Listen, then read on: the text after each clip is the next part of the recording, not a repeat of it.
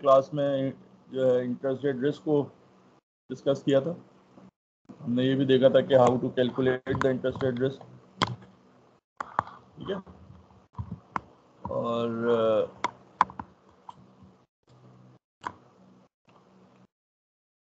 फिर हमने जो है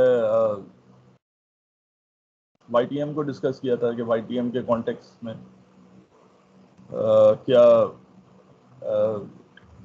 किस तरह से बनता है इंटरेस्ट रेट रिस्क। हमने वो चार्ट के हिसाब से एक्सप्लेन किया था कि लॉन्ग टर्म बॉन्ड्स और शॉर्ट टर्म बॉन्ड के जो चेंज है वो ज़्यादा हो रहा है, इसकी वजह से जो है you are expected to have a premium. आज हम बात करेंगे री इन्वेस्टमेंट रेट रिस्क। तो कोई बताएगा कोई व्हाट इज री इन्वेस्टमेंट रेट रिस्क?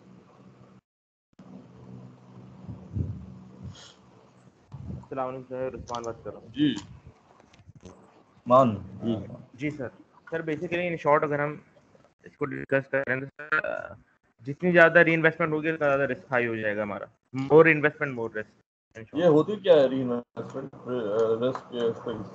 कैसे एक्सप्लेन करेंगे? री इन्वेस्टमेंट होती क्या है ये इस कॉन्टेक्स्ट में कि जितनी री इन्वेस्टमेंट होगी, क्या मतलब?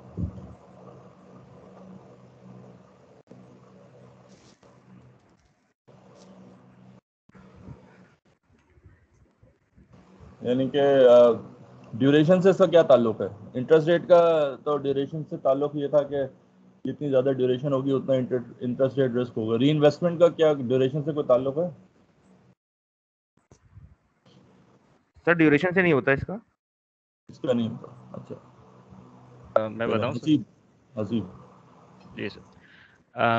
अच्छा सर बेसिकली होता क्या है कि रीइन्वेस्टमेंट रेट रिस्क को हम उस पर्सपेक्टिव में देख सकते हैं जैसा आपने ड्यूरेशन का बताया कि जो शॉर्टर पीरियड बॉन्ड्स होते हैं आपके compare to the longer period bond. तो शॉर्टर पीरियड बॉन्ड्स में क्या होता है कि आपका जो इंटरेस्ट रेट का जो रिस्क होता है वो लो होता है।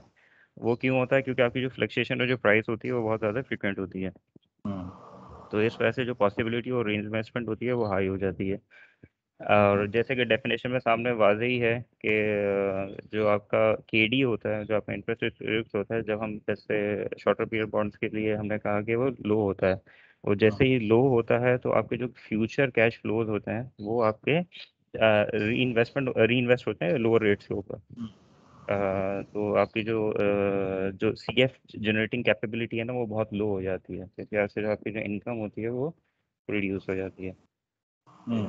और इसके अंदर एक चीज़ और आपने बताई थी कि as high are the chances of the reinvestment as high the risk. सही। ये हमारी रिकॉर्डिंग में तो सारा डिस्कस किया हुआ है ना, आपने सुना होगा ना? जी सर। जी जनाब। ठीक है ना। तो इसमें तो बहुत क्लियर बताया है कि री इन्वेस्टमेंट का जो ताल्लुक है वो ड्यूरेशन के साथ होता है। और वो कैसे होता है? वो इस तरह होता है कि जितनी कम ड्यूरेशन होगी उतना ज़्यादा you need to reinvest. For example अगर आपका इन्वेस्टमेंट होराइजन 10 साल है, तो अगर आप एक 10 साल का बॉन्ड लेंगे तो उसमें आपकी री इन्वेस्टमेंट नहीं होगी, सही है ना, बिकॉज वो 10 साल में मेच्योर हो रहा हो। लेकिन अगर आप एक साल के बॉन्ड लेंगे यानी कम ड्यूरेशन का बॉन्ड लेंगे तो वो आपको 10 दफ़ा री इन्वेस्ट करना पड़ेगा। हर दफ़ा ये मेच्योर करेगा फर्स्ट ईयर के एंड में, तो फिर second year you have to reinvest in just 1 year.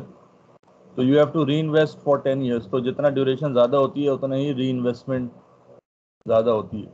अच्छा, अब सवाल ये है कि वो रिस्क क्यों है री इन्वेस्टमेंट में, ये कोई बताएगा?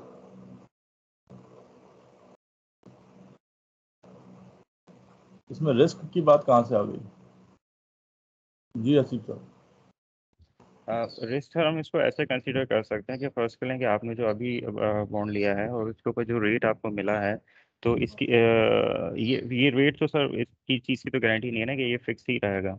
तो अगर रेट फ्लक्चुएट होता है प्राइस की वजह से या किसी और दूसरे डिटर्मिनेंट की वजह से, तो वो आपको रिस्क जो है वो कैलकुलेट करना पड़ता है, वो फोरकास्ट करना पड़ता है। यानी कि आपकी कोई गारंटी नहीं है कि आपको कैश फ्लो उतनी ही मिले जितनी की जो है इससे पहले वाले बॉन्ड में मिली थी। तो अगर पहला साल आपने 5% पे या 10% पे इन्वेस्ट किया है, तो नो गारंटी कि नेक्स्ट ईयर का बॉन्ड भी 10% पे ही इन्वेस्ट हो। तो they can be a risk कि वो नेक्स्ट ईयर का बॉन्ड हो सकता है 8% पे इन्वेस्ट हो। So there is a chance कि you would not be getting the cash flows जो कि आपको पिछले साल मिल रही थी। तो ये रिस्क होता है री इन्वेस्टमेंट के लिए। तो जैसे इंटरेस्ट रेट रिस्क जो है हम ये डिफाइन करते हैं, the risk of change in price of the security when interest rate changes. तो री इन्वेस्टमेंट रेट रिस्क किस तरह डिफाइन कर सकते हैं कि change, risk of change in cash flows, सही है ना, risk of change is future cash flows, ठीक है ना, when the interest rate change in future, सही है। तो जी वाब साहब आप कुछ ऐड करेंगे? Yes sir.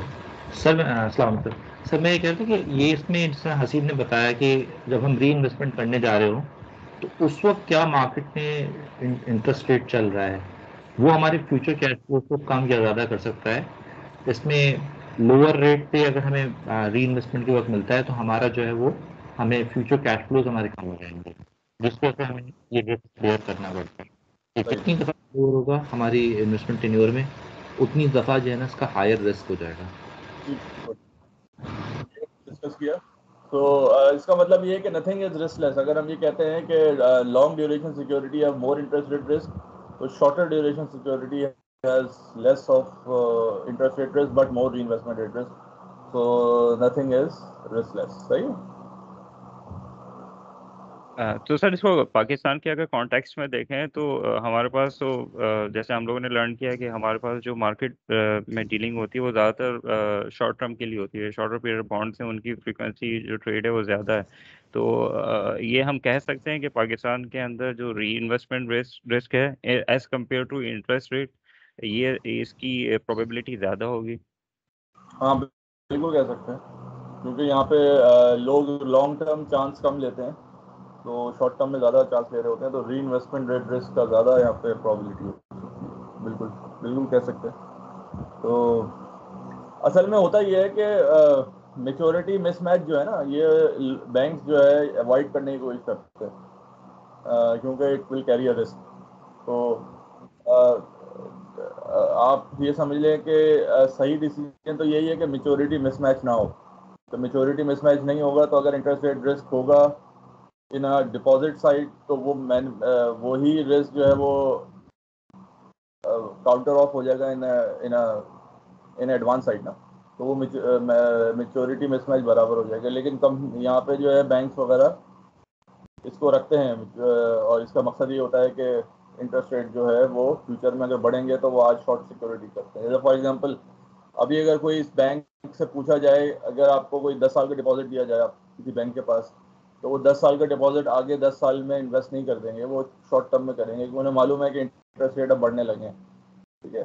तो इस वजह से जो है होना तो ये चाहिए कि मेच्योरिटी मिसमैच ना हो, लेकिन आजकल जो है ना वो प्रॉफिट टेकिंग की वजह से लोग ये कर रहे हो, सही है। Thank you sir.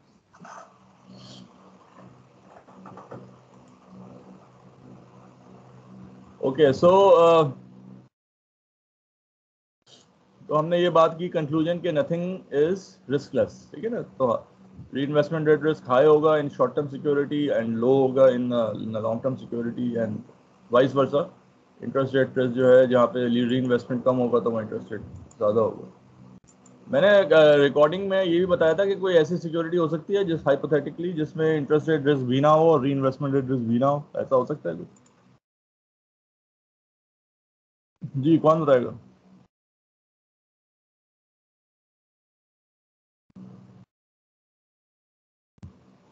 जी हसीब साहब। इसको सर हम उससे कंपेयर कर सकते हैं जो हम लोगों ने डेफिनेशन देखी थी रियल रिस्क फ्री रेट की, कि ऐसी कोई सिक्योरिटी जिसके अंदर कोई इन्फ्लेशन का भी इम्पैक्ट ना हो और जिसके अंदर डीआरपी भी बिल्कुल जीरो हो, तो वो हमको उसको रिस्क फ्री कह सकते हैं।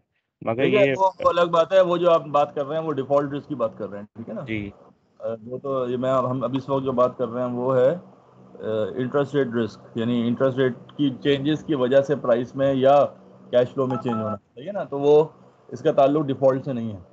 तो ये मेरा ख्याल से सर सिर्फ हाइपोथेटिकल सिनेरियो में ही एग्जिस्ट कर सकती है अच्छा मेरा ख्याल। चलिए, आप साहब आप कुछ ऐड करेंगे?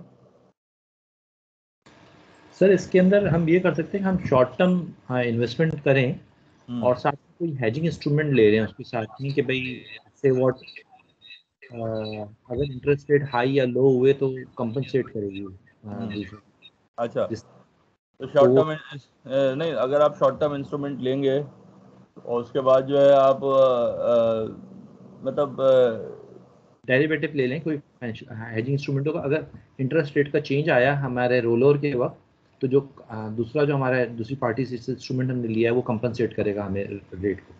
तो आपका तो उतना ही पड़ जाएगा जितना आपको लॉन्ग टर्म इंस्ट्रूमेंट लेने में जो रिस्क होगा, उतना ही जो है हेजिंग के वक्त उस रिस्क को कंपनसेट करने के लिए जो है ना वो डेरिवेटिव की कॉस्ट पे करेंगे। अच्छा, मेरे दिमाग में आया थी बात।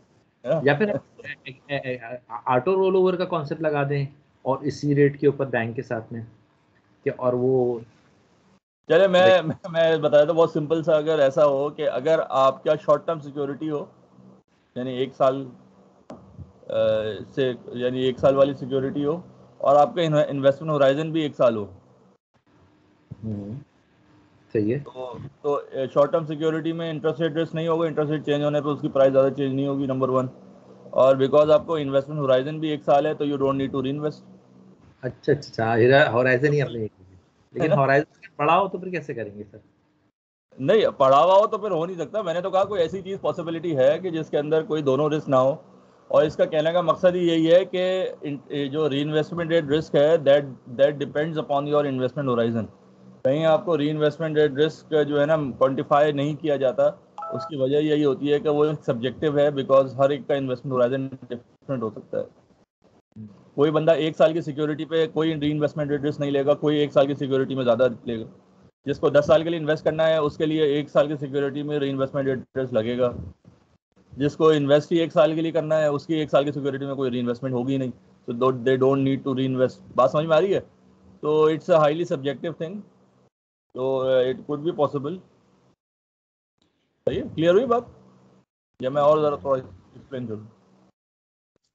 थोड़ा सा एलेबरेट करना सर प्लीज। देखिए, फॉर एग्जांपल आपके जो है, आपके पास जो है ना, फॉर एग्जांपल आपके वालिद ने जो है ना आपको 1 लाख रुपए दिए, कहा कि भाई ये 1 लाख रुपए जो है ना मैं 1 साल बाद ले लूँगा वापस, ठीक है ना? तो अब आपने, आपके पास जो इन्वेस्टमेंट होराइजन है वो 1 साल ही है ना। तो अगर आप इस 1 लाख रुपए से ट्रेजरी बिल खरीद लेंगे, तो उसके अंदर ना आपको इंटरेस्ट रेट रिस्क पड़ेगा, because treasury bill is a short term security. और उसके बाद जो है उसमें जो चेंज इन प्राइस होगी due to change in interest rate, that will be neglectable. और after 1 year when that treasury bill mature, you don't need to reinvest, तो देयर इज नो रिस्क कि आपके कैश फ्लो नेक्स्ट टाइम जो है वो कम या ज़्यादा हो जाएंगे, बिकॉज 1 साल बाद आपने अपना पैसे अब्बा को वापस कर देना है। सही है? इसके ऑपोजिट अगर एक केस होता है कि वो अब्बा आपको 10 साल के लिए पैसे दे देते, तब क्या करते? तब आप जो है, तब अगर आप ट्रेजरी बिल में इन्वेस्ट करते तो अगले साल जो है देयर इज नो गारंटी के रेट वही मिले जो आपको पिछले साल मिला था, तो उसमें रिस्क हो जाता है। तो that depends upon the investment horizon, कि आपका इन्वेस्टमेंट का जो टाइम पीरियड है वो कितना है, आपको कितने साल की इन्वेस्टमेंट करनी है। सही है ना? Thank you sir. Thank you. जी, आप कुछ कहेंगे, ऐड करेंगे? नहीं सर, बस यही मैं कहना था। बस एक चीज पूछनी थी, अगर ये जिस तरह रिटायरमेंट होते हैं उसके अंदर इन्वेस्टमेंट रिस्क भी होता है, तो वो अगर डिफाइंड बेनिफिट है तो वो वहाँ पे कंपनी की तरफ ट्रांसफर होता है, डिफाइंड कंट्रीब्यूशन तो जो एम्प्लॉय होता है उसकी तरफ ट्रांसफर हो जाता है, क्योंकि जितना भी इन्वेस्टमेंट में रिस्क रहेगा वो सारा उस पर बेयर करना पड़ेगा। ये किस तरीके से मैनेज किया जाए कि ये इसको, मतलब नॉर्मली हमारे जो रिटायरमेंट बेनिफिट देखिए, कहा जाता है कि वो नहीं, इस रिटायरमेंट में टेक्निकली अगर मेरे देखा जाए तो कोई रिस्क नहीं होता, बिकॉज इंटरेस्ट रेट रिस्क उस वक्त होगा कि जब आप मार्केट में कोई चीज़ सेल करने जाएंगे, है ना?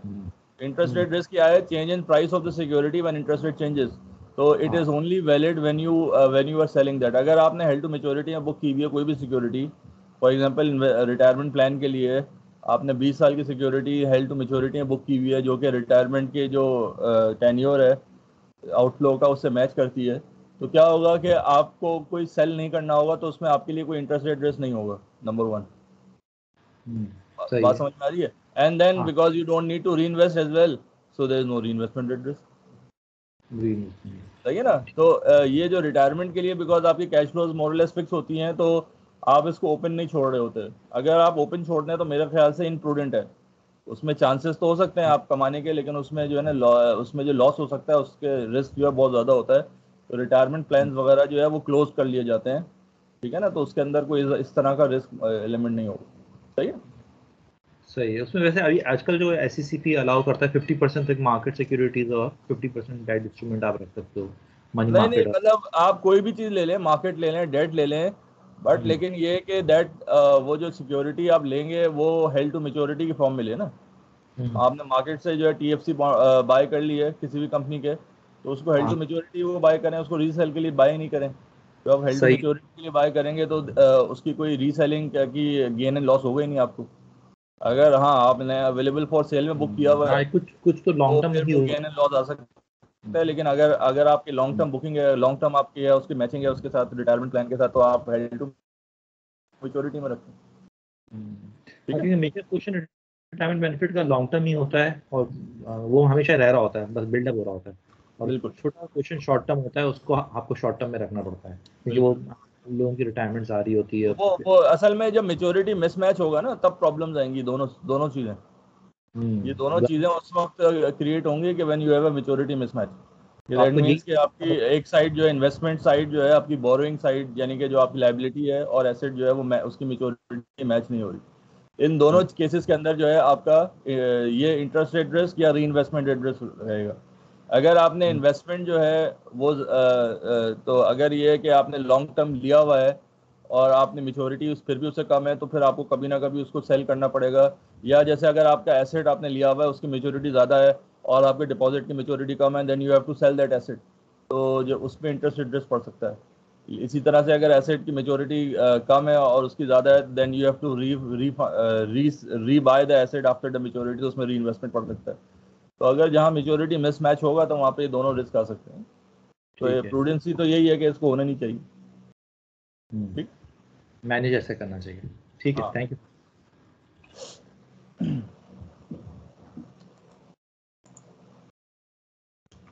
चलिए, अगर आपका बॉन्ड सेमी एनुअल हो तो क्या करेंगे? Semi annual coupon, actually bond जो होते हैं ये अनलेस, और मैं आपको वैसे बता दूं कि अनलेस एग्जाम में स्पेसिफाई नहीं हो जाता कि ये एनुअल है, तो आप ये अज्यूम करें कि bond is a semi annual. ठीक है, तो बॉन्ड होता ही सेमी एनुअल, यानी कन्वेंशन है, इसकी कोई लॉजिक नहीं है, कन्वेंशन है। तो अनलेस के बॉन्ड में आपके क्वेश्चन के अंदर भी ये स्पेसिफाई होगा कि एनुअल रेट बॉन्ड है, तब तो आप एनुअल करेंगे, लेकिन नॉर्मली सेमी एनुअल है। तो सेमी एनुअल की ट्रीटमेंट कैसे होगी? सेमी एनुअल की ट्रीटमेंट के लिए क्या करेंगे? आपने जो है दो दो चेंज करना है। यू मल्टीप्लाई द पीरियड्स, यानी you multiply the year by the number of period in the year and you divide the interest rate by the number of period in the year. ठीक है, तो semi annual में क्योंकि number of period दो होते हैं, तो आपका अगर 10 साल का बॉन्ड है तो आपके पीरियड हो जाएंगे 10 × 2 दैट इज 20। इंटरेस्ट रेट अगर 10% है तो वो कम हो गया, 5% हो जाएगा, 5/2। अगर क्वार्टरली बॉन्ड है तो क्या हो जाएगा, पीरियड 4 होंगे तो 10 × 4 हो जाएगा। इसी तरह से जो है ना आपको पीरियड को मल्टीप्लाई करके you can get the return, बाकी सारी चीज़ें सेम रहेंगी। तो ठीक है ना, नंबर ऑफ पीरियड 2n हो जाएंगे, यानी यहाँ पे मल्टीप्लाई बाय 2 हो जाएगा, इंटरेस्ट रेट डिवाइड बाय 2 हो जाएगा। हाँ, तीसरी चीज़ PMT जो है वो भी डिवाइड बाय 2 हो जाएगा। ठीक है ना, PMT जो है, क्योंकि PMT कैलकुलेट होती है कूपन रेट से, और कूपन रेट जो होता है वो एनुअल फॉर्म में होता है, तो दैट मीन्स कि जो भी आपकी PMT कैलकुलेट होगी वो एनुअल फॉर्म में होगी, लेकिन एक्चुअली आपको जो है वो सेमी एनुअल मिल रहा होगा।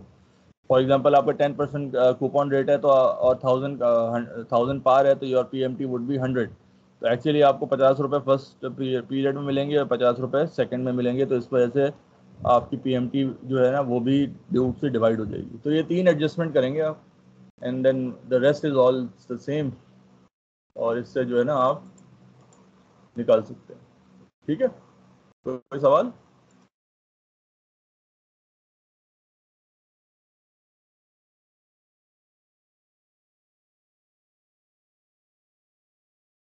जी असीफ साहब।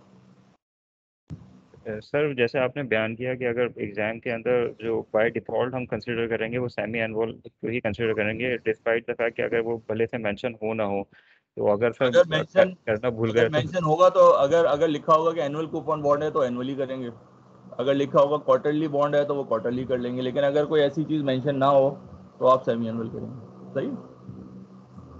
सही है सर।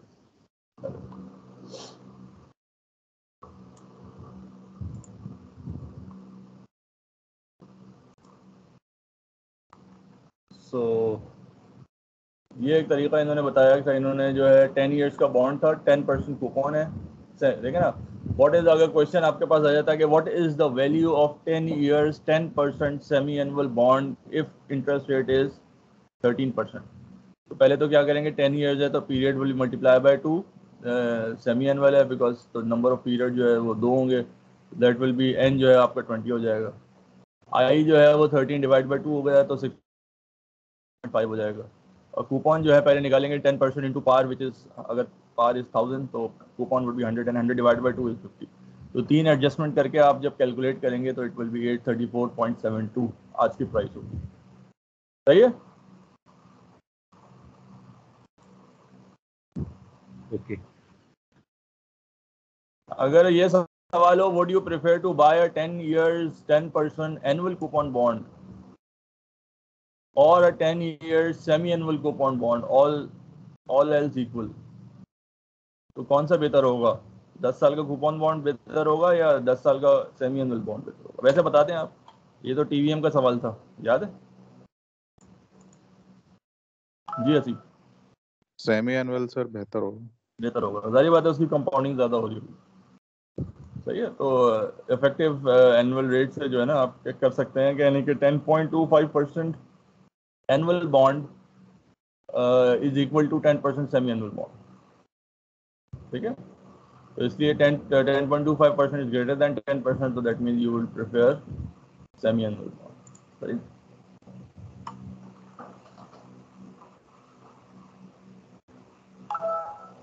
और उसके इक्विवेलेंट अगर निकालना है तो आप ये देख लीजिए, यहाँ पे हमने क्या किया, वो जो पिछला जो केस था, ये वाला केस जिसके अंदर हमने N20 रखा था और आई 6.5 रखा था और PMT 50 रखा था, इसको हमने एनुअल रख के यानी PMT इसको 100 कर दिया, और आई जो है वो आपने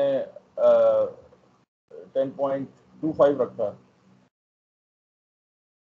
ये क्या कोई अच्छा इसमें ये नहीं, सॉरी रेट वो ये डिफरेंस कह रहे हैं, हाँ ये दूसरा सवाल है, सॉरी। ये कह रहे हैं कि if the proper price of this semi annual bond is 1000 rupees, यानी कि अगर सेमी एनुअल बॉन्ड की प्राइस 1000 है, what would be the proper price of an annual bond? तो अगर सेमी एनुअल बॉन्ड 1000 का चल रहा है तो उसी का इक्विवेलेंट एनुअल बॉन्ड कितने का चलेगा, तो वो जो है उन्होंने निकाला कि EER से अपने एनुअल निकाल लिया 984.80। अच्छा, अब सवाल ये है कि अब कोई सवाल ये कह सकता है कि भैया 984.80 क्यों आ रहा है, इसको भी 1000 होना चाहिए, because when interest rate is equals to the coupon rate the price should be equal to the par value, and that is valid to whether it is a semi annual और एन एनुअल, क्योंकि semi annual में भी इसके अंदर जो है interest rate जो है 10 था, कूपन रेट 10 था, तो वो 1000 होना चाहिए।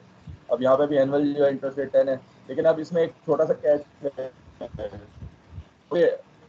ये जो डिफरेंस आ रहा है ये इस वजह से आ रहा है कि जब हमने सेमी एनुअल में किया था तो जैसे 100 हमने लिया, उसमें 50-50 लिया, तो हमने वो टाइम वैल्यू ऑफ मनी जो है कंपाउंडिंग का जो है ना वो इनकॉर्पोरेट नहीं किया था, तो इस वजह से ये फ़र्क आ रहा है।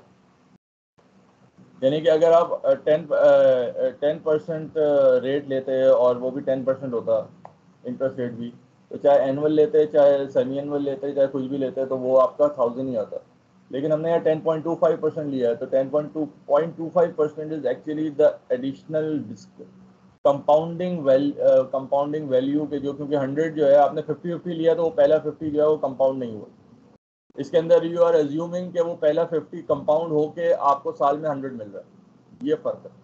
तो actually it is not purely equivalent. ये बात समझ में आ रही है? पहले में हम अज्यूम ये कर रहे थे कि 50 आपको पहले 6 महीने मिल रहे हैं और 50 आपको दूसरे 6 महीने मिल रहे हैं। यहाँ पे हम ये अज्यूम कर रहे हैं कि वो जो 50 आपको पहले 6 महीने मिल रहे थे वो आपने नहीं लिए और वो आपने री इन्वेस्ट कर दिए और आपने जो है वो 100 रुपये जो है वो नेक्स्ट मंथ में ले लिए, तो एक्चुअली वो जो अफेक्ट होगा वो उसका अफेक्ट इसमें आएगा। So that is not actually these two are not equivalent, ठीक है ना? क्लियर है?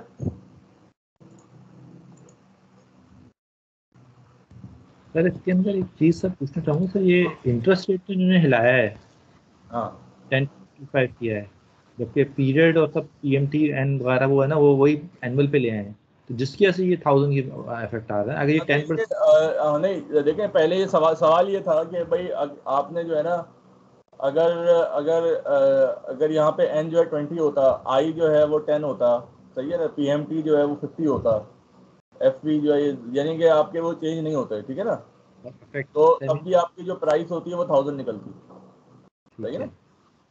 अच्छा अगर n जो है 20 के बजाय 10 होता, सही है, i भी 10 होता, pmt 100 होता, तब भी प्राइस 1000 निकलती।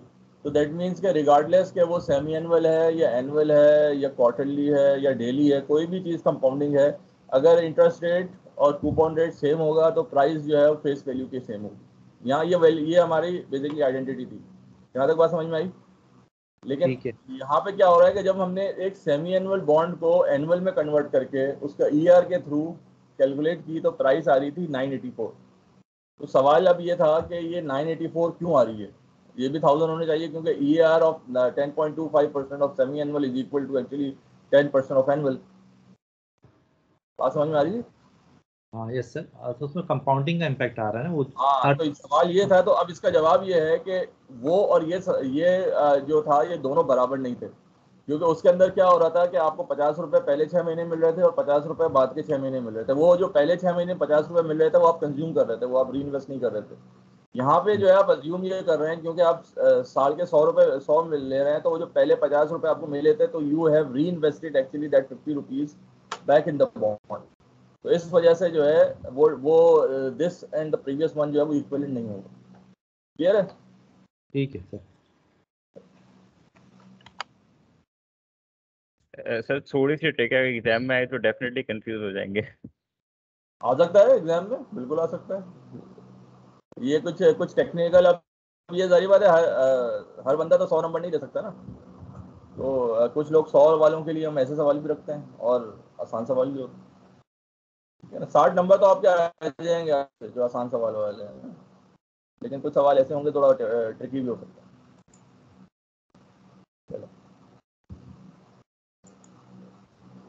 अच्छा, ना ये YTC की बात कर रहे हैं, यील्ड टू कॉल। जैसे YTM होता है यील्ड टू मैच्योरिटी, इसी तरह से जो है एक YTC होता है यील्ड टू कॉल, यानी कि जैसे YTM निकाला जाता है कॉलेबल नॉन कॉलेबल बॉन्ड पे, तो इसी तरह YTC निकाला जाता है कॉलेबल बॉन्ड पे। यील्ड टू कॉल कैसे निकालते हैं? यील्ड टू कॉल निकालने का जो तरीका है वो इसमें जो तरीका बताया है वो जो है एक्चुअली यील्ड टू कॉल निकालना आसान है। YTM, क्योंकि हम YTM नहीं निकाल रहे because that means FC financial calculator इम्तहान में, तो हम यील्ड टू कॉल इम्तहान में जो है वो, वैसे आ भी सकता है YTM भी आप निकाल सकते हैं इम्तहान के अंदर। कैसे निकालेंगे? कोई अगर लेट सपोज मैंने दे दिया YTM निकालने को जबकि आपके पास FC मौजूद नहीं है और MCQs हैं, तो कैसे निकालेंगे? सर वो करंट यील्ड और कैपिटल गेन यील्ड तक रखें। नहीं, वो सब ना हो। अगर फॉर एग्जाम्पल मैंने दे दिया कि YTM कैलकुलेट करें,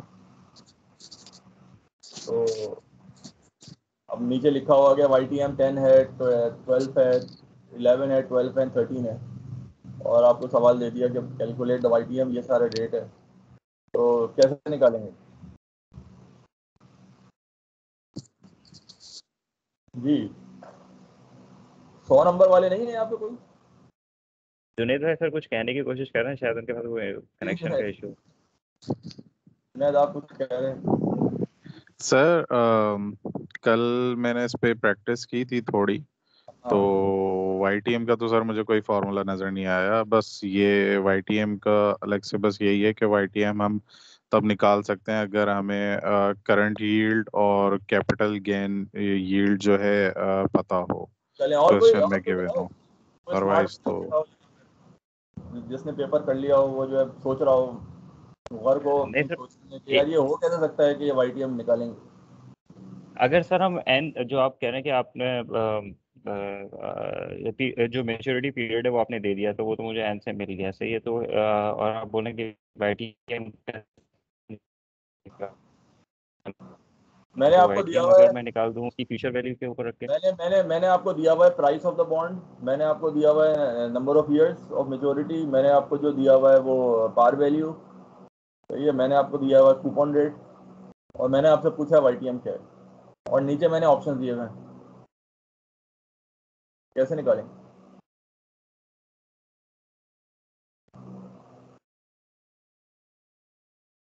और आपके पास एफसी मौजूद नहीं है।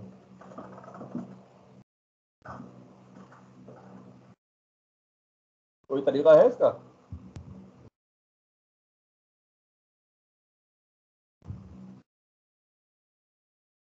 सर मेरे सर ख्याल से इसमें बुक तो में ढूंढेंगे तो जरूर निकलेगी। है क्या?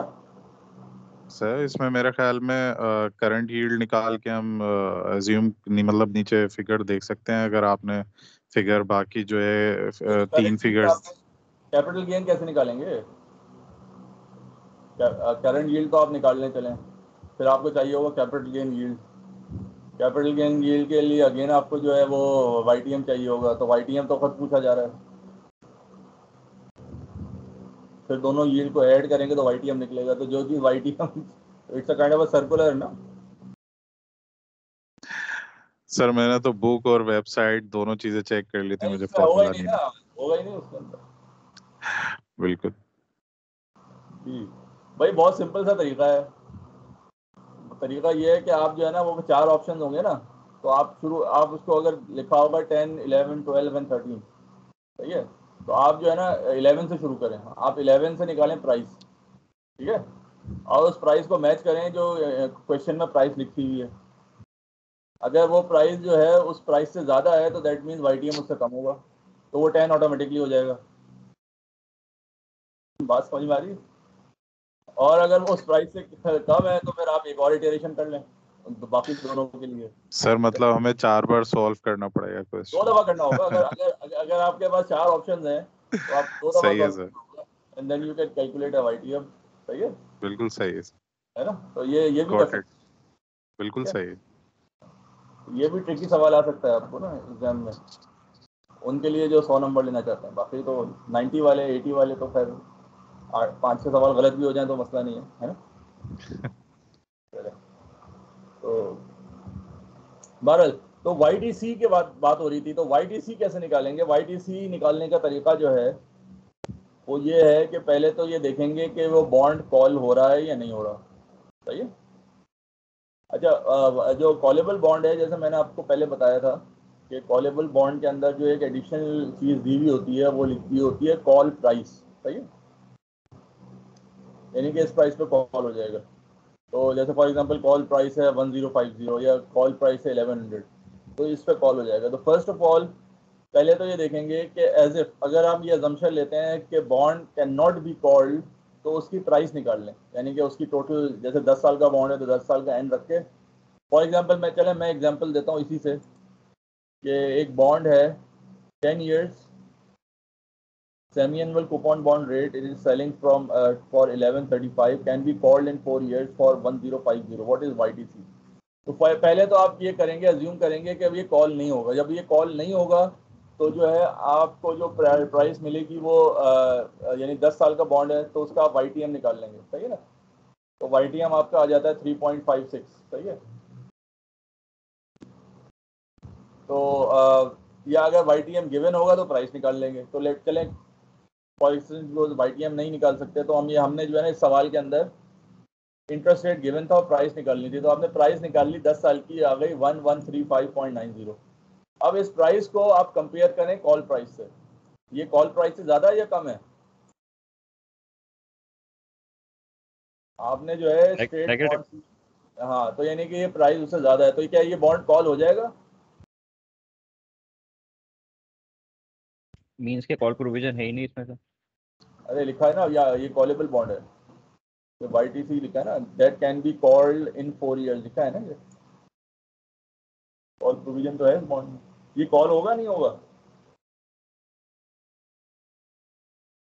अगर उसकी प्राइस अभी चल रही है 1135 और उसकी कॉल प्राइस है 1050, तो ये कॉल होगा या नहीं होगा अगर यही सारे रेट वगैरह यही रहते हैं?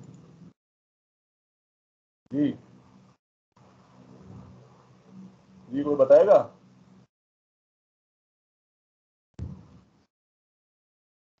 हमने पढ़ा था सर कि कॉलेबल उसमें ही होगा जब प्राइस बढ़ जाएगी। अगर इसमें तो प्राइस कम हो रही है तो मेरा ख्याल से तो कॉल नहीं होगा। कहाँ पर कम हो रही है? प्राइस तो 1135 है ना।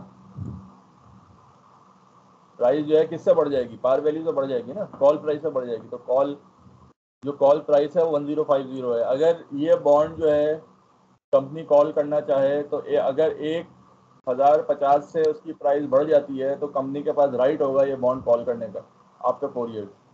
इस वक्त इसकी प्राइस चल रही है 1135 रुपये। इसका मतलब ये है कि आफ्टर 4 ईयर्स कंपनी जो है उसके पास फुल राइट होगा, वो कॉल कर लेगी। ठीक है, तो इसका मतलब ये है कि ये बॉन्ड कॉल हो जाएगा। जब कॉल होगा तो इसका मतलब है कि आपकी ये bond will cease to exist after 4 years. तो आपका time period would not be 10 years but 4 years. तो एन जो है 4 हो जाएगा, यानी कि सेमी एन वाले तो 8 हो जाएगा। ठीक है ना। बाकी जो है 1135 वुड बी प्रेजेंट वैल्यू, या आप अगर और अच्छा दूसरी एडजस्टमेंट क्या होगी फ्यूचर वैल्यू में ना, कंपनी आपको 1000 रुपये नहीं देगी, आपको 1050 रुपये देगी कॉल प्राइस पे। तो actually your bond will be called at 1050 after 4 years. तो फ्यूचर वैल्यू 1050 हो जाएगी, time period will be 4 years. ठीक है, and then now you can recalculate the price of the bond. तो जो सही प्राइस होगी वो होगी 1135। This is the right price. अगर आपने इससे पहले कोई और प्राइस निकाली थी जो पिछले यानी 10 साल पे निकाली थी तो वो गलत प्राइस होगी। ठीक है, क्लियर है। तो इसका तरीका क्या है कि पहले तो बॉन्ड को अज्यूम करें इट इज नॉट कॉल्ड, और फिर ये देखें कि what is the price of the bond if it is not called, and then third part is कि compare that price with the call price, and then the fourth part is कि अगर वो call price से ज़्यादा है तो assume के bond will be called, and fifth is calculate the price of the bond with the assumption that it will be called. और उसके लिए क्या होगा कि आप एंड को कम कर देंगे, वो हो जाएगा कॉल पीरियड तक, और फ्यूचर वैल्यू जो होगी वो कॉल प्राइस हो जाएगी, देन फिर आप रिकैलकुलेट कर लें। ठीक है, इस तरह you can calculate the price of the bond अगर वो कॉल हो रहा है। ठीक है, क्लियर है बात।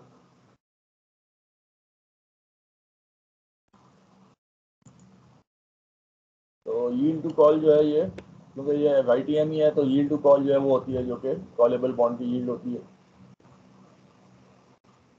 तो यहाँ तक बात समझ में आ गई? कोई सवाल अभी तक? कोई सवाल, कोई नो क्वेश्चन? सर। सर बस एक छोटी चीज़ बतानी थी बिफोर आई फॉरगेट। वो जो लास्ट आपकी हमारी क्लास थी ना सर, वो आपने रिकॉर्ड की थी, अगर वो भी आप अपलोड कर दें सर तो उसके अंदर हमने बहुत सारी कैलकुलेशंस की थी, तो वो काफ़ी हेल्पफुल होगी एग्जाम की प्रिपरेशन के लिए। चले मैं मैं अपलोड कर देता हूँ। ठीक है, ये भी कर देता हूँ, वो भी कर देता हूँ। ठीक है, मुझे बस ये कि अभी एक रिमाइंड करा दें व्हाट्सएप पे ना, अभी तो नहीं, तो अभी तो मैं टाइम नहीं होगा, मुझे शाम तक रिमाइंड करा दें, मैं कर लूँगा कल। ठीक है, इंशाल्लाह। सो अच्छा, नाउ नेक्स्ट टॉपिक जो है वो है term structure of interest rate. Term structure क्या होता है कि it is a relationship between long term and short term rates. कोई बताएगा टर्म स्ट्रक्चर के बारे में, किसी ने अगर रिकॉर्डिंग देखी हुई है तो? जी अति। सर टर्म आपने कहा था कि टर्म को हम रेफर करते हैं मैच्योरिटी से, और स्ट्रक्चर तो सेल्फ स्ट्रक्चर होता है। किस चीज़ का स्ट्रक्चर होता है? वो इंटरेस्ट रेट का मैच्योरिटी वाइज स्ट्रक्चर होता है। और जैसे आपने अभी कहा कि ये रिलेशन शो करता है between short term and long term rates, और इसको हम रिप्रेजेंट करते हैं यील्ड कर्व से। तो अब यील्ड कर्व क्या होता है उसकी डेफिनेशन हम अगर देखें तो हम इसमें क्या करते हैं कि जो सेम रिस्क प्रोफाइल की सिक्योरिटीज़ होती हैं हम उनको ले लेते हैं। अगर कॉर्पोरेट सिक्योरिटीज है तो उसको ले लेंगे, अगर ट्रेजरी है तो उसको ले लेंगे। ठीक है ना, दोनों को मिक्स नहीं करेंगे, पहली चीज़। और दोनों को अगर हम ये प्लॉट करेंगे तो फिर हमारे पास आ जाएगा ये यील्ड कर्व। और ये जैसे आपके जो ग्राफिकल रिप्रेजेंटेशन है इसके अंदर, इसका जो वर्टिकल एक्सिस है वह एक्सिस में हम लोगों ने इंटरेस्ट रेट लिया है, और जो एक्स एक्सिस है इस पे ये आपका YTM यानी जो लेंथ है या जो मेच्योरिटी है वो दिखा रही है। तो इसकी अगर वन लाइनर डेफिनेशन आपने जो बताई थी वो ये हो जाएगी कि it is a graphical representation of the concept of the term structure of interest rates। और इसके अंदर से दो तीन चीज़ें और भी हैं, अगर बोले तो मैं ऐड कर देता हूँ। हाँ बिल्कुल ऐड करो। आपने ये कहा था कि इसके अंदर जो ये स्लोप्स होते हैं, ये तीन तरह के स्लोप्स होते हैं, वो उसमें हम आगे चले जाते हैं। इसके अंदर अच्छा, ये पहले जो पहले तो अब ये हमने बता दिया कि अगर हम इसको सॉर्ट आउट करें सिक्योरिटी को with respect to interest rate और इसको प्लॉट करें तो वो कोई स्टेट नहीं बनेगी, वो एक अच्छा वो उसमें अच्छा everything else constant, that mean same risk profile की सिक्योरिटी को अगर हम सॉर्ट आउट करें विद मैच्योरिटी, तो हायर मैच्योरिटी सिक्योरिटी का रेट ज़्यादा होगा और लोअर मैच्योरिटी सिक्योरिटी का रेट कम होगा। तो वो जो लाइन बनेगी, कर्व बनेगा, उसको हम कहेंगे यील्ड कर्व। जिस तरह इसको हमने ग्राफिकल रिप्रेजेंटेशन बताई हुई है कि 2 to 30 ईयर्स की मैच्योरिटी है और यहाँ पे तो 2 ईयर्स का रेट कम है और 30 ईयर्स का रेट ज़्यादा है, इसको कहते हैं नॉर्मल यील्ड कर्व। तो इस कॉन्सेप्ट को कहा जाता है यील्ड कर्व। चलें, हाँ आप आगे बताएं। और इसके अंदर सर आपने बताया था कि ये 3 तरह के हो सकते हैं। एक जैसे आपने अभी खुद एक्सप्लेन किया नॉर्मल, ये नॉर्मल जो ट्रेंड होता है ये अपवर्ड ट्रेंड होता है। तो इसमें क्या होता है कि आपकी जो शॉर्ट टर्म सिक्योरिटीज होती हैं वो लेस देन होती हैं लॉन्ग टर्म सिक्योरिटीज से। और ये जो दूसरा होता है वो हम्ट होता है, उसके अंदर ये कंसिडर किया जाता है कि कंसिडर नहीं मतलब प्रोबेबिलिटी की जाती है कि इन्फ्लेशन जो प्रीमियम है वो नीचे होगा। जब इन्फ्लेशन प्रीमियम नीचे जाएगा तो आपकी जो मीडियम टर्म की जो सिक्योरिटीज होंगी वो आपकी ग्रेटर देन हो जाएंगी लॉन्ग टर्म और या शॉर्ट टर्म सिक्योरिटीज से। तो ये हम्ट की शेप का हो जाएगा। और इसमें एक और चीज़ आपने से डिस्कस की थी कि ये इन केस अगर हम ये देखें कि अगर फ्लैट बन रहा है तो फ्लैट का ये मतलब है कि मार्केट जो है वो इनएफिशिएंट है और ये इस चीज़ को नॉमिनेट करता है कि ये रिसेशन को जो जो जो मार्केट कंडीशन है वो रिसेशन के अंदर है। और जो सबसे लास्ट है सर वो इन्वर्टेड डाउनवर्ड, उसके अंदर क्या होता है कि आपकी जो जो शॉर्ट टर्म सिक्योरिटीज होती हैं वो ग्रेटर देन हो जाती हैं आपकी लॉन्ग टर्म यील्ड से। और मगर बात वही है चीज़ के मतलब एवरीथिंग एल्स हेल्ड कांस्टेंट, मतलब सेम प्रोफाइल की सिक्योरिटीज पे हम कंसिडर करेंगे। ठीक है। तो ये जो यील्ड कर्व जो पॉजिटिवली स्लोप्ड होता है, इसकी मेजर वजह जो है वो होती है MRP, ठीक है ना, मेच्योरिटी रिस्क प्रीमियम। तो मेच्योरिटी रिस्क प्रीमियम जो है, बिकॉज लॉन्गर सिक्योरिटी का प्रीमियम ज़्यादा होता है, तो यहाँ पे आप ये देखेंगे ये जो गैप है इसका MRP का, जितना ज़्यादा आपकी मेच्योरिटी ज़्यादा होगी उसका MRP ज़्यादा होगा, जिसकी वजह से फ्यूचर के जो बॉन्ड्स होंगे उसकी यील्ड ज़्यादा होगी as compare to short term bond.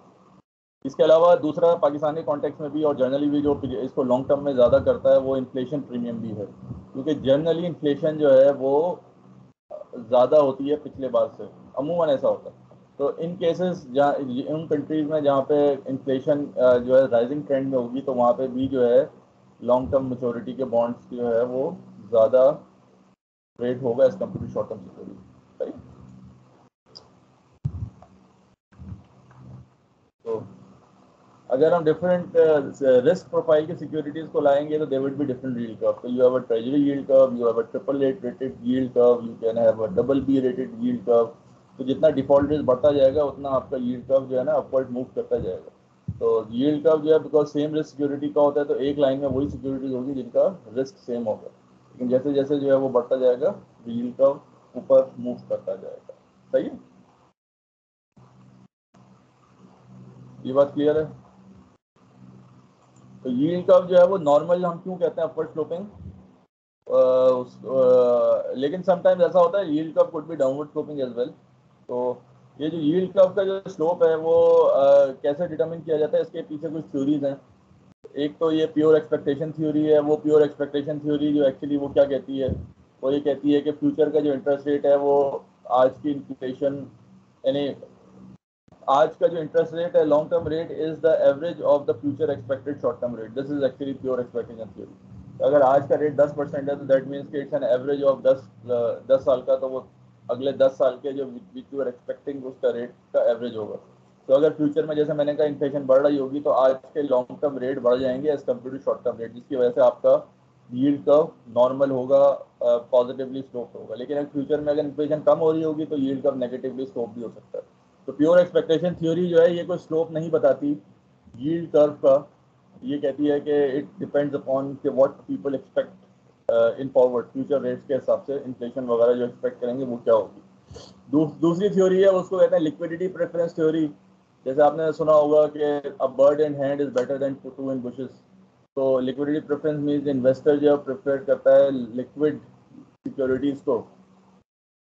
तो जितनी लिक्विड सिक्योरिटीज, क्योंकि short term securities are more liquid, तो investor will prefer short term security more than the long term security. तो होगा क्या कि जब इन्वेस्टर शॉर्ट टर्म सिक्योरिटी को प्रेफर करेगा तो price of the short term security will go up, जिसकी वजह से यील्ड कम हो जाएगी। तो शॉर्ट टर्म सिक्योरिटी की यील्ड कम होगी as compare to long term security. दूसरी वजह जो नॉर्मल यील्ड कर्व की है वो अपवर्ड स्लोपिंग, वो लिक्विडिटी प्रेफरेंस भी है, क्योंकि शॉर्ट टर्म सिक्योरिटी को लोग ज़्यादा प्रेफर करते हैं। तीसरी जो लॉजिक है वो मार्केट सेगमेंटेशन है। ये भी नॉर्मल यील्ड कर्व को शो कर रही होती है। मार्केट सेगमेंटेशन थ्योरी ये कहती है कि मार्केट जो है वो सेगमेंट पे बेस करती है, यानी कि एक आपका ग्रुप है जो रिटायरीज का ग्रुप है, एक आपका ग्रुप है वो यंग इन्वेस्टर्स का ग्रुप है। तो दे आर डिफरेंट ग्रुप जिसके डिफरेंट जो है रिटर्न्स के डिमांड होती हैं, यानी they demand different kind of returns. कुछ लोग जो है कैश फ्लोज पे डिपेंड करते हैं, कुछ लोग, तो वो सिग्नल्स भी डिफरेंट जा रहे होते हैं। तो होता ये है कि for example long run sometimes ऐसा होता है कि अगर आपके पास जो है ऐसा सेगमेंट जो कि रिटायरीज हैं, जो कि इनकम डिमांडिंग सेगमेंट्स हैं, वो लोग ज़्यादा इन्वेस्ट करते हैं, तो क्या होगा, price of the long term security will go up, जिसकी वजह से यील्ड का फ्लैट हो जाएगा as compare to short term security. तो शॉर्ट टर्म सिक्योरिटी की प्राइस जो है वो इतनी कम ज़्यादा चेंज नहीं होगी, जबकि लॉन्ग टर्म सिक्योरिटी ज़्यादा ज़्यादा करेगी वेरी, जिसकी वजह से you can have a flatter yield curve. अगर तो इस तरह के रिटायरी को कहते हैं, पेंशन फंड्स कह लें या उस तरह से कह लें, वो उस तरह की इन्वेस्टमेंट लॉन्ग टर्म की कम है और शॉर्ट टर्म के लोग ज़्यादा हैं, तो क्या होगा कि यील्ड कर्व नॉर्मल रहेगा। तो अगेन मार्केट सेगमेंटेशन भी देखा जाता है कि क्लाइंटेल इफेक्ट जिसको हम कहते हैं कि क्लाइंट्स आपके कौन कौन से हैं। अगर आपका ज़्यादा क्लाइंट लॉन्ग टर्म वाला है तो लॉन्ग टर्म में काम ज़्यादा होगा। जैसे पाकिस्तान का जो यील्ड कर्व है, इसके अंदर जो है मैं एक और इफेक्ट में डाल दूं पाकिस्तान के हिसाब से, वो सप्लाई इफेक्ट भी कह सकते हैं। Supply effect is the number of securities which is available in long term and short term tenor.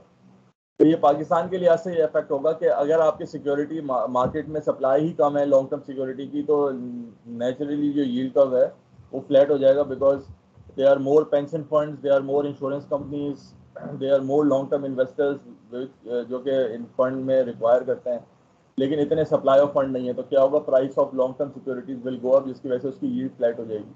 तो पाकिस्तान का एक reason of flatter yield curve का वो ये भी है कि पाकिस्तान के अंदर supply of long term securities कम है as compare to short term security. तो अगर हम पाकिस्तान का कॉन्टेक्स्ट देखें तो वो चौथी चीज़ ये भी हो सकती है, सप्लाई फैक्टर, क्योंकि यूएस वगैरह में सप्लाई फैक्टर मैटर नहीं करता, तो इस वजह से ये 3 फैक्टर्स, डिमांड साइड फैक्टर्स ही वैलिड होते हैं। ठीक है, तो ये है थोड़ा सा यील्ड कर्व के बारे में। कोई सवाल है, कोई समझ में नहीं आई, समझ में आया आपको?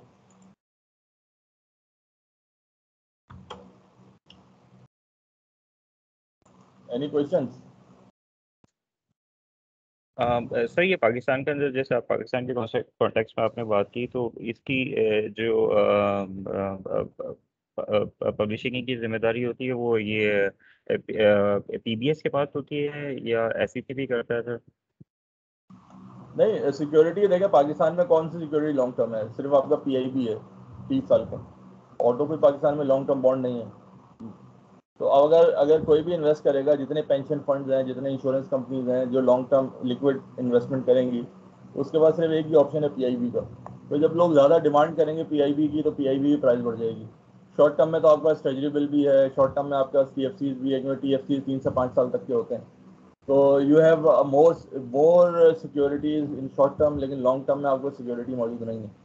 तो कोई private bond long term investment नहीं कर रहा, तो इस वजह से जो है लॉन्ग टर्म के रेट उस कहता है। जो पब्लिश की बात है, पब्लिश डेटा मेरे ख्याल से सेंट्रल बैंक, स्टेट बैंक वगैरह करता होगा, या आई डोंट नो, इसका कोई सेंट्रलाइज कोई ऐसा है नहीं कि जहाँ पे आपकी सारी क्योंकि बहुत सारे देखें जो जो जो स्टॉक एक्सचेंज में रजिस्टर्ड सिक्योरिटीज होंगी उनका स्टॉक एक्सचेंज से मिल जाएगा, लेकिन जो non registered private equity by base security होंगी उसका डेटा जो है आपको नहीं मिलेगा। तो आपको फुल फ्लैश टोटल डेटा मिलना मुश्किल है। क्लियर है? Thank you sir.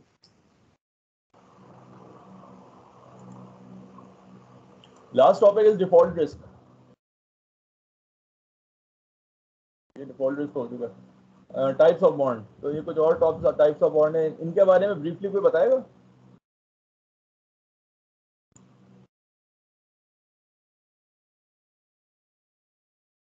एनीबॉडी, कोई ब्रीफली इस पर रोशनी डाले?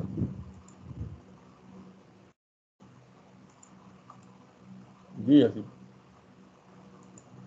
सर मैंने वन लाइनर डेफिनेशन इनकी नोट की हुई थी लेक्चर में, तो मैं आपको बता देता हाँ, वो हूँ। बताएं। मॉर्गेज बॉन्ड्स जैसे पाकिस्तान के अंदर अभी रीट का कॉन्सेप्ट आया है, डीसीआर जिसके अंदर आया है, डोरमेंट आपका रीट। तो ये बेसिकली होता क्या है, इसके अंदर कोलेट्रल होता है रियल एस्टेट के अगेंस्ट में। तो मगर इसमें मेरा एक सवाल है सर, जो हम MBS मॉर्गेज बैक्ड सिक्योरिटीज का जो कॉन्सेप्ट है वो इसी उसमें हम यूज़ कर सकते हैं सर, मॉर्गेज बॉन्ड्स के अंदर? MBS जो है वो मॉर्गेज बॉन्ड ही कहलाएंगे, और वो बॉन्ड जिसके अंदर कोलेट्रल जो रियल स्टेट होगी तो उसको मॉर्गेज बॉन्ड कहा जाएगा, जैसे हाउस वगैरह का। और रीड जितने भी होंगे वो मॉर्गेज। एक्चुअली रीड जो है is an organization, it's a kind of a mutual fund that sells MBS।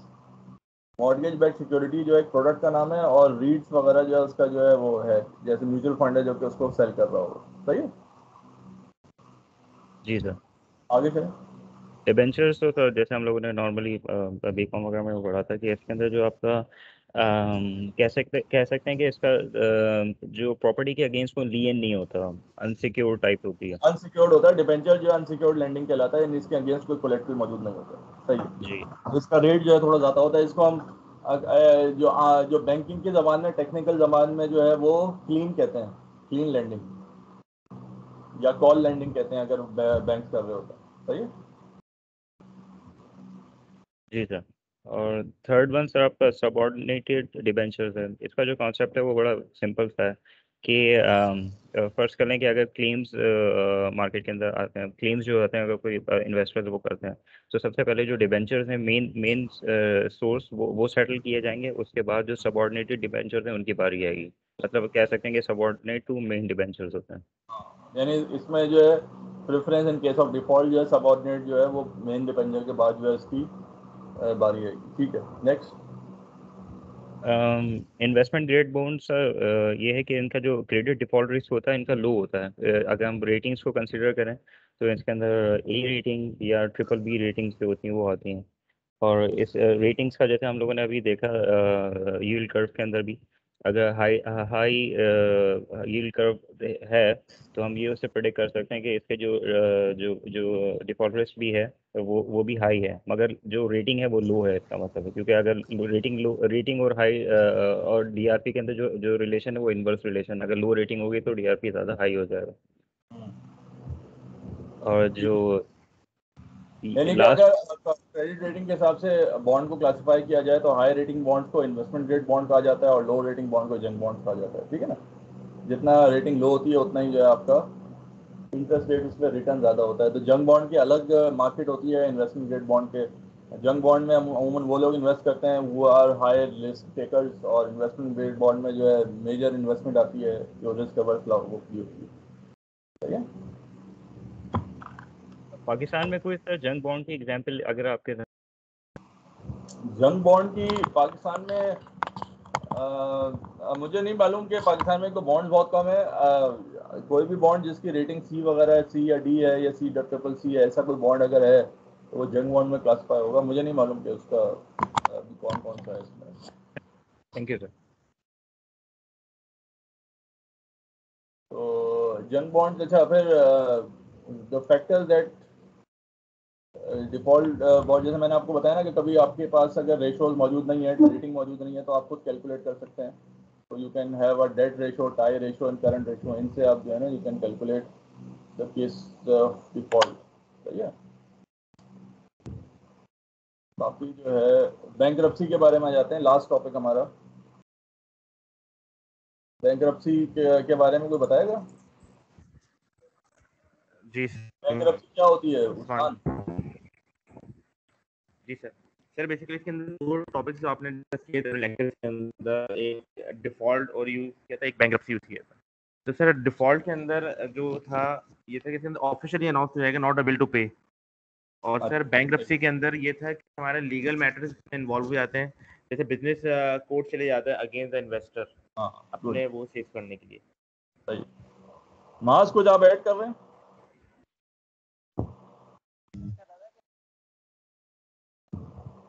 जी मास। अच्छा हसीब साहब आप कुछ ऐड करेंगे? जी सर, वो हाफिज़ उस्मान ने अच्छी चीज़ बता दी, मगर इसमें एक चीज़ और मैं ऐड कर देता हूँ। बैंकरप्सी को अगर हम क्लासीफाई करें तो उसके अंदर तीन पार्ट्स हैं। एक आपने डिस्कस की थी इंसॉल्वेंसी, दूसरी होती है डिफॉल्ट, तीसरा होता है बैंक्रप्सी। तो हाँ जिस ऑर्डर में मैंने बताया था, इसी ऑर्डर में इसको एक्सप्लेन कर देता हूँ। इंसॉल्वेंसी जैसे उस्मान भाई ने बताया कि मतलब अगर मेरी एक कंपनी है और मैं जो हूँ अपने इन्वेस्टर्स को प्रिंसिपल और इंटरेस्ट नहीं पे कर सकता हूँ, तो मैं मेरी कंपनी इंसॉल्वेंट हो जाएगी।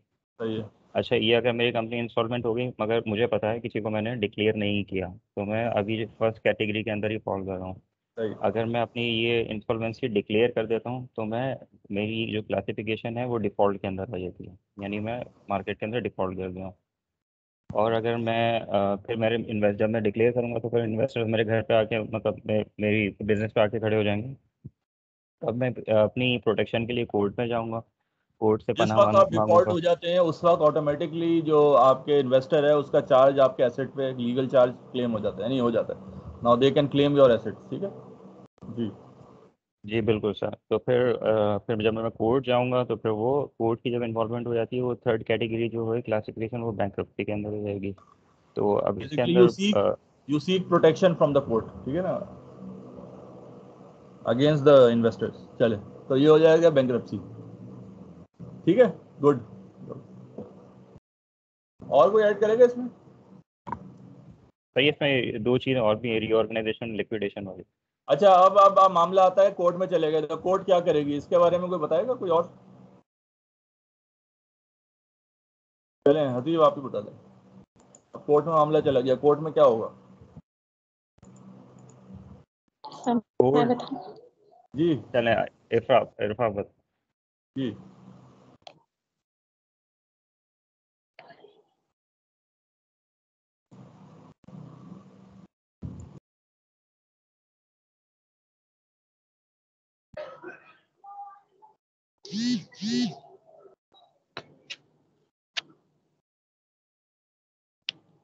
इट्स नॉट इफ्रा, अनम बात कर रही हूँ। जी अनम। कोर्ट जो है वो दो ऑप्शन देगा, इधर सेल द एसेट्स और रीऑर्गेनाइज द बिजनेस। सही है। या तो लिक्विडेट कर देते हैं कंपनी को, या फिर रीऑर्गेनाइज करते हैं बिजनेस को। ठीक है, तो दो ऑप्शन देगा कोर्ट, तो वो किस वक्त कौन सा ऑप्शन देगा? सबसे पहले तो सर इसमें ये होता है कि जब लिक्विडेट करते हैं तो इन्वेस्टर को चले जाते हैं, और जो कोलैटरल होते हैं सिक्योर इन्वेस्टर, फिर आपने कुछ ऑप्शन बताए थे कि किस तरह से जो है वो करते हैं कंपनी को। सेकंड पे ट्रस्टी कॉस्ट आ जाएगी, फिर आउटस्टैंडिंग वेजेस को जाते हैं पैसे, फिर टैक्सेस पे होते हैं, फिर पेंशन फंड्स है। इसी तरह अनसिक्योर क्रेडिटर से, जो ये आपके लेक्चर्स में ही था ये सब, और प्रीपेड ये क्लेम था स्टॉक। ये प्रायोरिटी ऑफ क्लेम। जी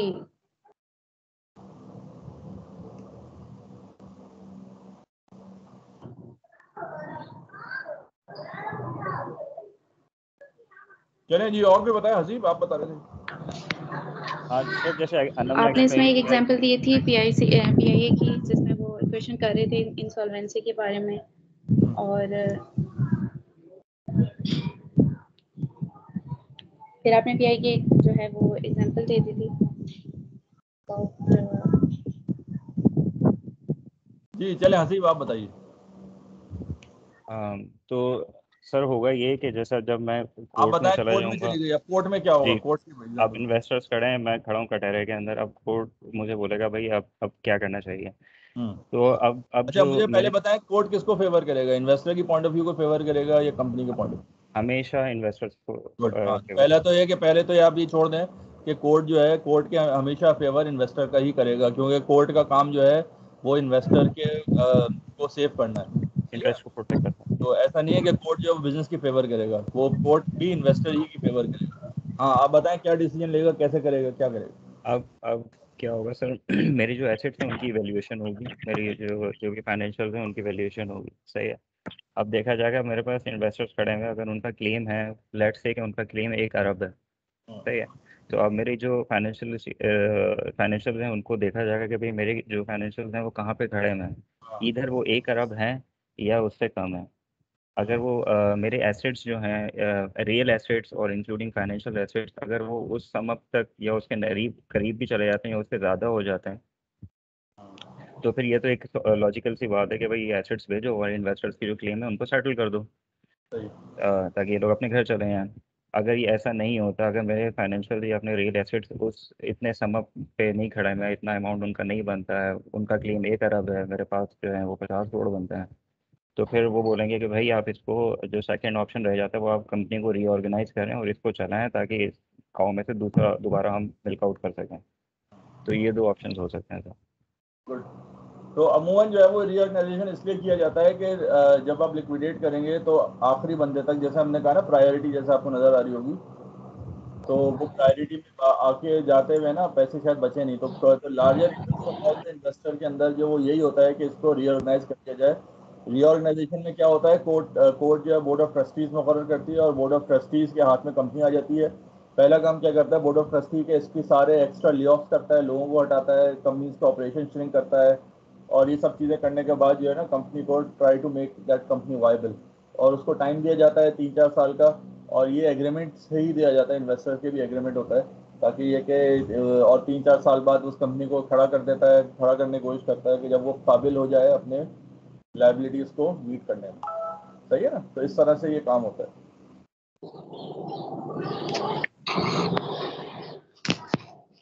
कोई एनीथिंग, कोई सवाल या कोई?